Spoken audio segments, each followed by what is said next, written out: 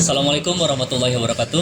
Waalaikumsalam warahmatullahi wabarakatuh. Selamat siang kawan-kawan, bertemu lagi dengan saya Yadi Kusmayadi di programnya Bincang YK. Alhamdulillah pada hari ini saya berkesempatan untuk melakukan wawancara bersama salah satu tokoh yang ada di Kabupaten Kuningan.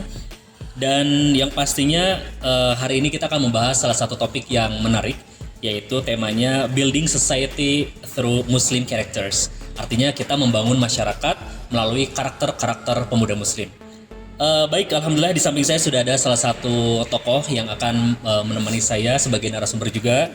Di sini sudah ada Bapak Dr. Andes HR Yayan Sofyan MM. Ya. Selamat siang, Pak. Selamat siang. Alhamdulillah. Bapak ini sekarang posisinya sebagai apa saja berarti, Pak? Saya sekarang menjabat sebagai Ketua DKM Masjid Agung Syiarul Islam. Alhamdulillah berkecimpung di kegiatan keagamaan ya, Pak ya? Keagamaan dan sosial Sosial kemasyarakatan. Termasuk berarti di Baznas dan juga Ya, di Basnas saya juga sebagai ketua ya. Dan juga kami aktif juga di lembaga kemanusiaan seperti Palang Merah Indonesia. Alhamdulillah. Jadi kegiatan tersebut justru yang mensupport kegiatan kemanusiaan dan keagamaan ya, Pak ya? Insya Allah. Alhamdulillah. Sepertinya sangat cocok sekali dengan tema yang akan kita bahas ya, Pak, hari ini, tentang membangun masyarakat melalui karakter pemuda muslim atau secara umum karakter muslim gitu. Seperti yang kita ketahui mungkin, Pak, bahwa sekarang tuh seperti ada semacam degradasi moral atau akhlak atau karakter di generasi muda muslim kita. Bagaimana kira-kira menurut tanggapan Bapak? Ya baik ya, masalah karakter ini sebenarnya, masalah akhlak ini sudah ada dari zaman dulu ya. Sejak zaman peradaban ke belakang juga pada zaman Nabi, kerusakan alam itu sudah ada.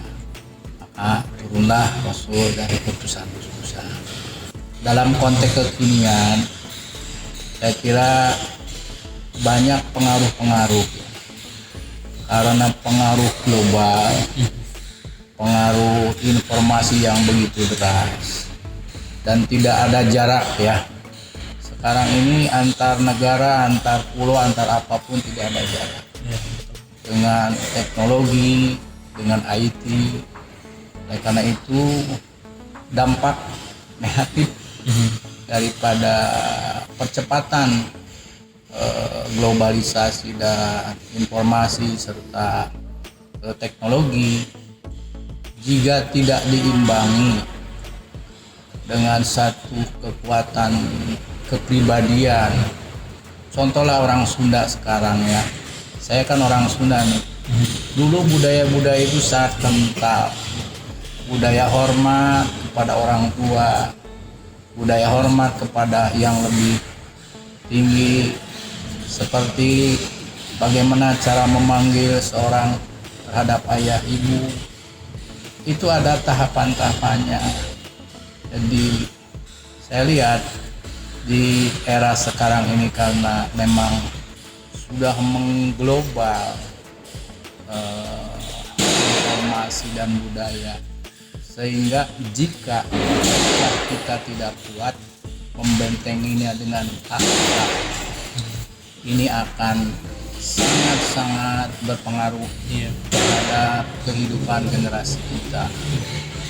Walaupun di sisi lain banyak juga prestasi-prestasi ya. Anak muda sekarang, para penghafal Quran, juga para ahli IT, ahli teknologi, dan ahli-ahli intelektual muncul dari kalangan muda. Tetapi jika tidak diimbangi dengan moral force ya, artinya akhlak dengan baik, ini semakin hari semakin akan tergerus nilai-nilai moral, terutama nilai akhlak bagi generasi muda. Kira-kira dari segi negatifnya, walaupun sisi lain dengan IT, dengan percepatan informasi ini memang sangat membantu, dan kita ini tidak bisa hidup tanpa IT sekarang. Dan dengan IT kita juga harus bisa merubah perilaku kita, bahwa hidup zaman sekarang itu hidup dengan teknologi, Iya. hidup dengan semua dengan ilmu pengetahuan, dan ini harus sama-sama kita berjalan bersama-sama. Kira-kira pandangan saya mengenai bagaimana format intelektual muda ke depan, khususnya generasi muda. Kita sebisa mungkin mengambil manfaat terbaik mungkin gitu ya Pak ya, dari perkembangan teknologi. Sebenarnya sangat berpengaruh banget nggak sih Pak bahwa karakter seorang muslim itu terhadap katakanlah peradaban di masyarakat atau kehidupan di masyarakat gitu. Justru kita ya sebagai orang yang beragama Islam itu sudah punya fondasi, sudah punya nilai, sudah punya panduan bahwa apapun dalam hidup ini kita harus punya tujuan ya. Pada akhirnya kita ini sebagaimana disampaikan dalam surat Az-Zariyat ayat 5 bahwa tugas manusia itu adalah untuk beribadah. Jadi beribadah itu terbagi dua, beribadah dengan Allah dan beribadah dengan sesama manusia. Dan justru yang sangat banyak berdampak itu adalah bagaimana kita menjalin humaniter, menjalin hubungan-hubungan dengan manusia ini yang perlu sangat berdampak terhadap perilaku kehidupan keseharian.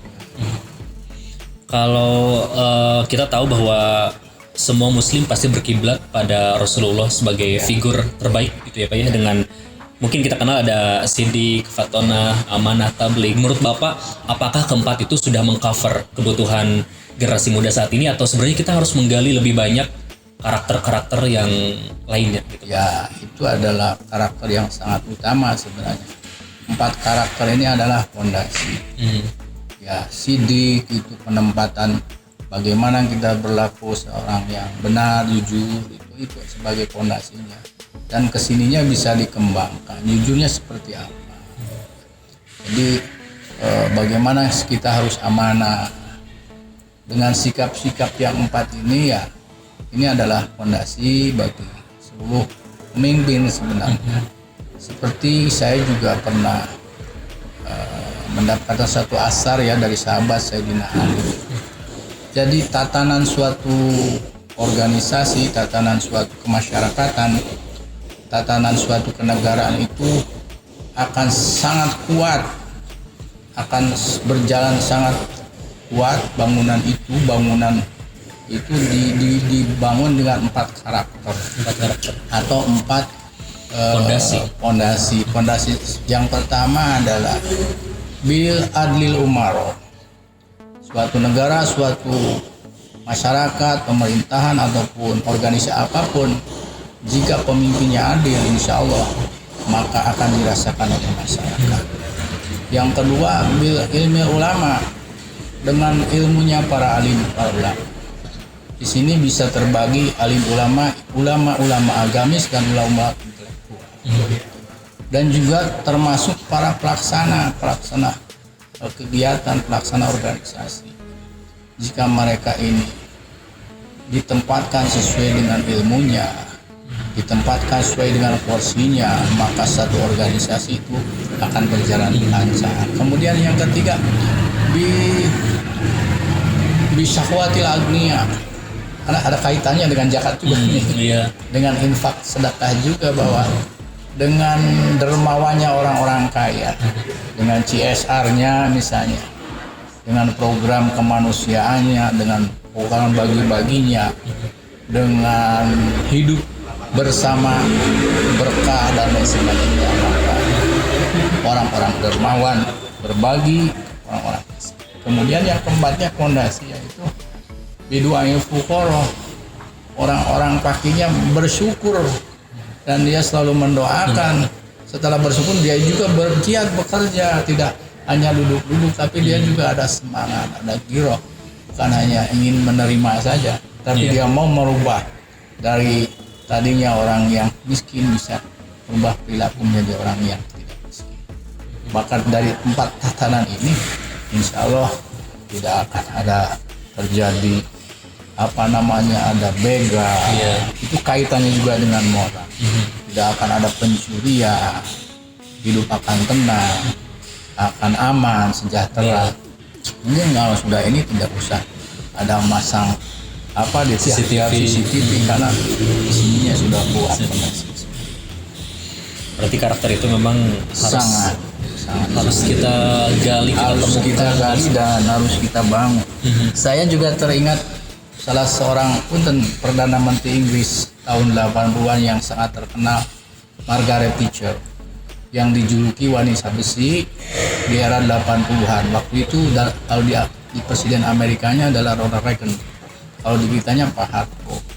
Ya, waktu itu kita ada teori yang namanya Seven Habits, terkenal sekali buku itu. Maka Margaret Thatcher mengatakan bahwa yang pertama, karakter itu terbangun pertama dari apa yang kita pikirkan.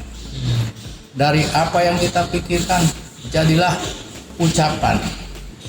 Dari ucapan itu jadilah sebuah tindakan. Setelah dari tindakan itu menjadi suatu pekerjaan. Dan pekerjaan itu akan menjadi suatu kebiasaan. Dan kebiasaan itu adalah karakter.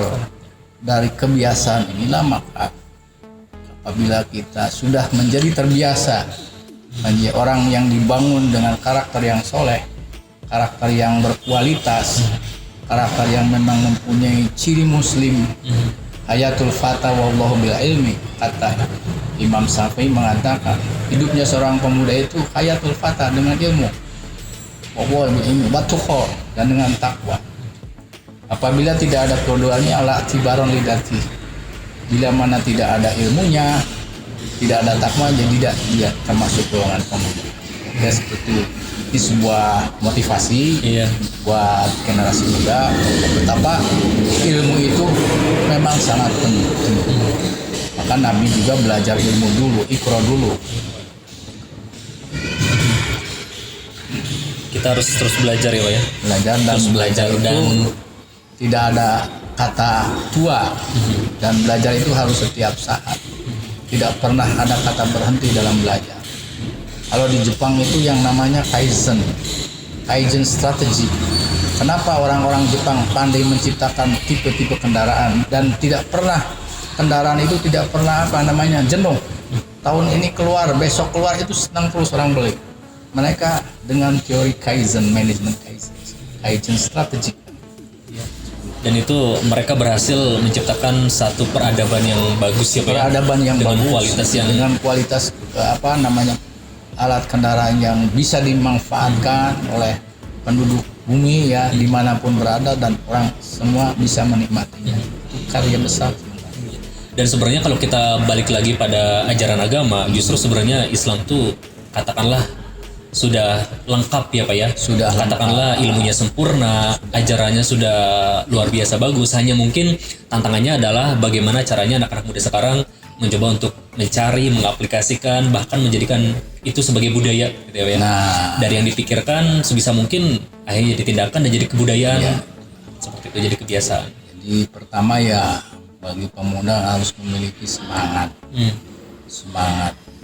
Setelah pertama cita-cita dulu, terus juga punya semangat, dan juga dia mau bersaing dalam arti wata'awan berlomba-lomba dalam kebaikan.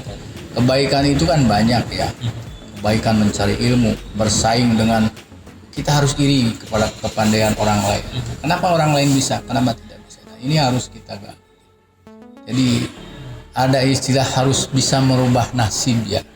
Jadi nasib itu bisa dirubah, tapi takdir tidak bisa.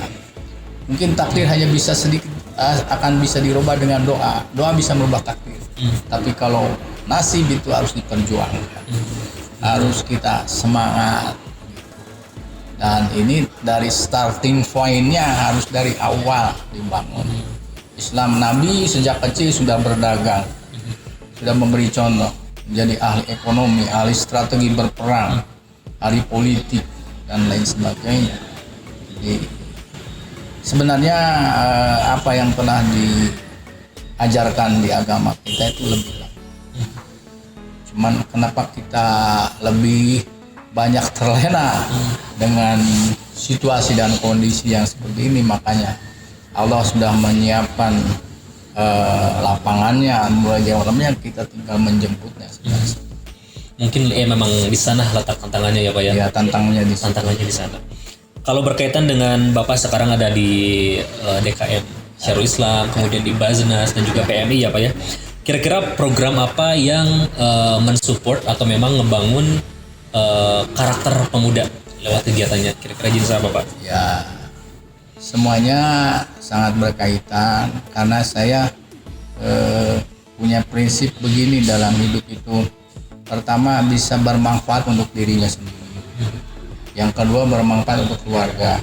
Dan yang ketiga, bermanfaat untuk lingkungan. Jadi diri kita dulu, jangan sampai kehadiran pribadi kita menjadi jijik bagi orang lain. Iya. Menjadi beban bagi orang lain. Tapi hadirnya kita justru, kita dibutuhkan. Yang kedua, dengan keluarga dulu dibangun. Harus keluarga juga, karena ini adalah penerus ke depan. Setelah keluarga selesai, ya kita dengan lingkungan RT, lingkungan masjid, lingkungan masyarakat yang lebih luas. Makanya saya mempunyai motonya nafi'un li ghairi. Bagaimana kita bisa bermanfaat terhadap orang lain. Kalau untuk pribadi mungkin orang sudahlah cukup bisanya, tapi bagaimana membangun komunikasi, membangun kebersamaan, nah itu yang nah, jadi dalam konteks di masjid, konteks juga di Baznas, konteks juga di PMI, yang saya lihat adalah sisi kemanusiaan. Manusia yang diinginkan seperti apa ya? Manusia yang bertakwa. Bertakwa di sini kalau lihat pemuda, ya kita bagaimana pemuda dibekali dengan ilmu. Dia punya ilmu pengetahuan tapi diberi semacam ilmu bagaimana ilmu keagamaan. Titik pangkalnya adalah bagaimana membangun akhlakul karimah yang baik.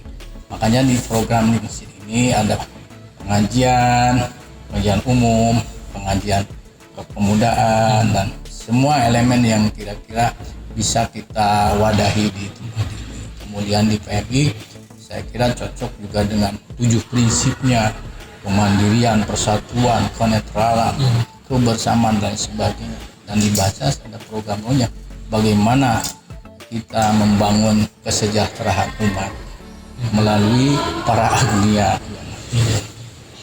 Dan semua kegiatan itu mensupport, sangat mendukung banget ya Pak ya terhadap perkembangan karakter pemuda muslim. Ya, gitu ya. Sangat. Makanya mungkin Bapak termasuk kita juga berharap di generasi dengan teknologi yang canggih ini, berharapnya anak muda tuh selain jiwanya yang luar biasa menggebu, mereka bisa mengarahkan itu kepada jalan yang paling tepat gitu ya Pak ya. Jadi generasi muda ini kita harus beradaptasi dengan lingkungan yang baik, beradaptasi dengan teknologi, beradaptasi dengan percepatan informasi. Karena sedikit saja kehilangan informasi maka kita akan ketinggalan. Makanya penguasaan hak IT boleh, penguasaan apapun boleh, dan agama mewajibkan mencari ilmu sehingga kita tidak ketinggalan. Maka sekarang para ulama sekarang sudah ngajinya sudah pakai HP, sudah pakai tab, dan alat itu sangat membantu. Apalagi kondisi seperti sekarang ya Pak ya, Sekarang, tidak hadir di tempat tapi kita tetap bisa tapi mengadakan bisa seperti Zoom kajian meeting, bisa kajian online. virtual online seperti itu. Apalagi zaman sekarang pandemi ini kan tidak memungkinkan untuk berkerumun ya. Betul, tapi Pak. kita menyesuaikan dengan situasi kondisi. Siap. Mungkin yang terakhir Pak, ini sebagai pesan yang paling Bapak garis bawahi terhadap anak-anak muda muslim khususnya gitu ya, umumnya ya siapa saja. Ya. Kira-kira karakter-karakter atau terkait karakter itu yang bisa membangun masyarakat. Barangkali ada yang ingin di highlight. Kalau menurut saya ya, pertama yang harus dibangun adalah karakter akhlak ya. Bagaimana menjadi insan manusia yang berbudi pekerti. Karena ini merupakan fondasi yang sangat kuat. Satu contoh budaya malu saja. Kita ini, bangsa kita ini, maaf ya, budaya malunya saya agak gimana ya. Orang merasa benar tapi sulit. Kalau mau diberi kalau diberi nasihat sepertinya ya saya sudah benar. Padahal saran itu dari mana saja. Ini maaf kadang-kadang orang bicara belum udah dipotong, belum sudah potong.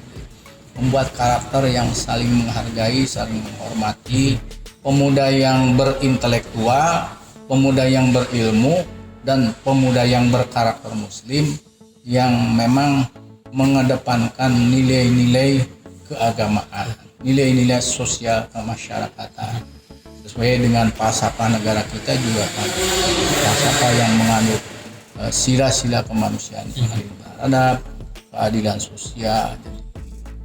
Apalagi agama mengajarkan lebih. Jadi itulah bingkai dalam republik di negeri kita, bangsa kita ya.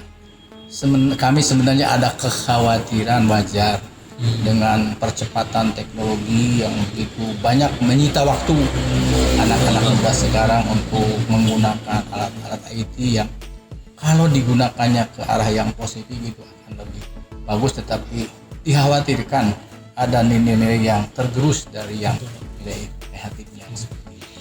Makanya fondasi akhlakul karimah, fondasi kedisiplinan dan tuntunan Al-Quran serta pedoman yang harus dijalani pada generasi muda. Mudah-mudahan generasi muda muslim bisa menerapkan secara seutuhnya ya Pak, terhadap nilai-nilai yang ada dalam Al-Quran dan hadis. Masih banyak, kita masih banyak adik-adik kita yang memang memiliki semangat dimanapun berada, itu sangat luar biasa. Cuman memang di sisi lain ada tantangan. Betul, ya, dan nilai-nilai seperti itu. Baik, gimana Pak? Cukup? Ya, Insya Allah ya Pak ya. Insya Allah cukup.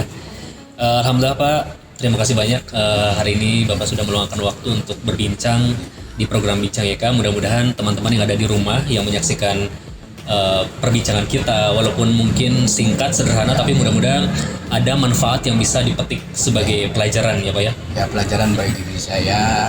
Insya Allah. Ya, bagi bisa mendengarkannya, saling belajar ya Pak ya. Belajar ya. Alhamdulillah.